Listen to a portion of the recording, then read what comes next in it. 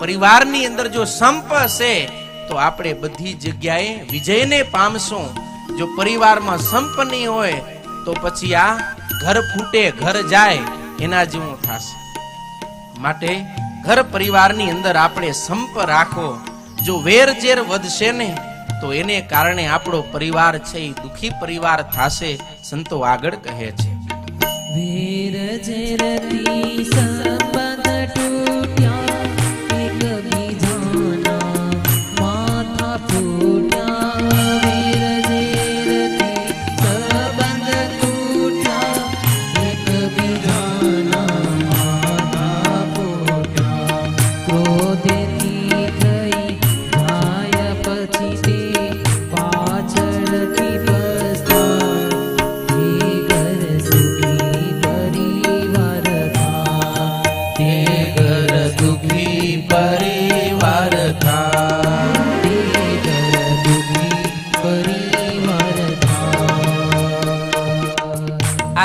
પરિવારનું લક્ષણ છે. વેર ઝેર હોય ઘરની અંદર અને કેવા પ્રસંગો બને. આજે દુનિયામાં અનેક કિસ્સાઓ આપણી સામે આવતા હોય છે. બે ભાઈ હતા, બાપની સંપત્તિના ભાગ પડ્યા. એમાં એક ખેતર હતું ને એ બે ભાઈમાં વેચાયું. એટલે મોટો ભાઈ છે એ પોતે માપણી કરી અને ખેતરનો શેઢો કરતો હતો. એમાં માપવામાં કદાચ એનાથી થોડી કંઈક મિસ્ટેક થઈ ગઈ અને પોતાના નાના ભાઈનું ખેતર ફૂટ કે 1.5 ફૂટ જેટલો પોતાની બાજુ આવી જતું. ખાલી આટલો 1.5 ફૂટનો જ ફરક પડતો હતો. અને આ બાજુ નાના ભાઈ માપવાનું ચાલુ કર્યું. એને ખબર પડી કે મારા મોટા ભાઈ મારી 1.5 ફૂટ જમીન હડપી લીધી. પહેલેથી પ્રેમ થોડોક ઓછો, કજિયા કલાસ જેવું થતો રહેતું. એટલે જઈને વાત ન કર્યો, સીધો હાથમાં હથિયાર લઈને જ આવ્યો અને ઝઘડો જ કર્યો. તે જાણી જોઈને જ મારી 1.5 ફૂટની જમીન લઈ લીધી. આમ ને તેમને બોલા ચાલીને થઈ ગઈ. હાથમાં લાકડી હતી અને બરાબરની મોટા ભાઈને એક લગાવી દીધી. ને આ દ્રશ્ય મોટા ભાઈના દીકરાએ જોયું કે મારા કાકાએ મારા બાપને માર્યો.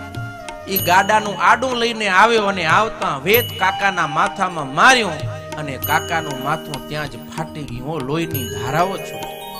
વાત કેટલી? ખાલી 1.5 ફૂટ જમીન, બસ.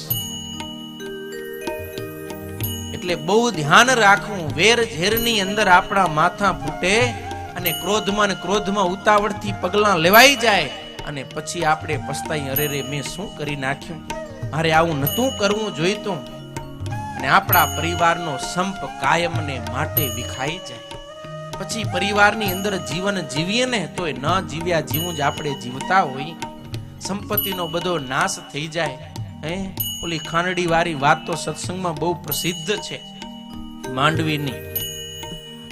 સંપત્તિ આપણી બધી ચાલી જાય એટલે શાસ્ત્રોમાં લખ્યું, જહાં જહાં સંપ તહાં સંપત્તિ નાના, જહાં કુસંપ તહાં વિપત્તિ નિદાના. જહાં જહાં સંપ તહાં સંપત્તિ નાના. નાના એટલે ઓછી એમ નહીં, નાના પ્રકાર એટલે વિવિધ પ્રકારની સંપત્તિઓ આવે.